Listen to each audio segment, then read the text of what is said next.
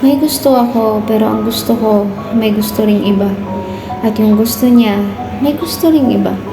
Ako yung nasa dulo na di man lang sinulipan ng bituin. Isang sayaw ng damdamin na tila walang patutunguhan, walang hantungan. Mga pusong ligaw naghahanap ng daan, may pag-asa pa kayang matagpuan.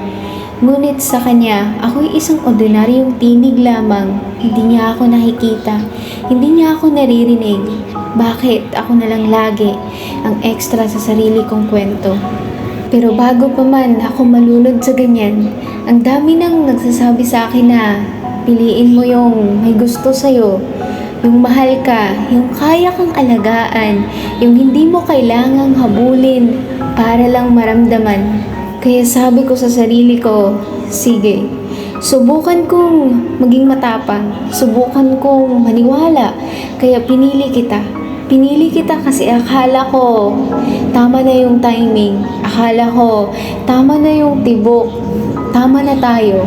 At sa unang tingin dumating ka ng tahimik, simple, hindi ko inaasahan, wala sa plano, wala sa listahan at lalong hindi hula.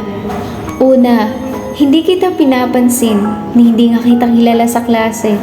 Pero ang weird, habang mas pinapakita mo na kaya mo kong alagaan, pahalagahan, i-prioritize kahit hindi ko hinihingi.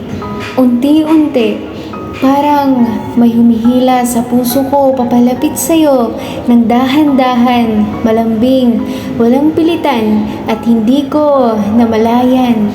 Nahulog na pala ako. Nag-move on ako mula sa taong hindi man lang tumingin sa direction ko para sa'yo. At nung sinabi mo, personal pa talaga na gusto mo ko. Grabe, yung kilig umaakit hanggang langit, bumaba sa tuhod, tas umikot sa dibdib. Parang bigla akong binigyan ng sariling bituin. Akala ko, ito na yun. Sa wakas, na akala ko, seneryoso mo ang pagbibigay ng motibo. Kaya, naglakas loob akong sabihin sa'yo na gusto din naman kita. Pero ang sagot mo, huli na. At doon ako natigilan, parang soundtrack, biglang nag-pause, parang pelikulang nag-blackout. Ang sakit, diba? Yung pinili ko, ako ang hindi pinili. Yung nilapitan ko, ako ang nilayuan. Yung minahal ko, ako ang iniwan. Mahal ko o mahal ako.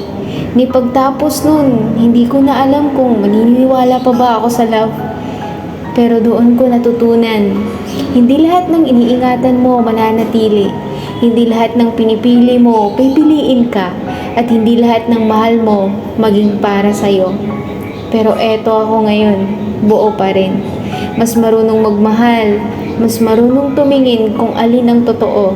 Mas marunong pumili ng taong hindi ako iiwan sa gitna ng kwento ko. Mahal ko o mahal ako. At ngayon, inaangkin ko na yan. Dahil kahit iniwan mo ko, nung ako na ang nahulog, tumayo rin ako, ngumiti, huminga. At ngayon, handa na ako. Handa na akong mahalin yung taong hindi magsasabi ng huli na.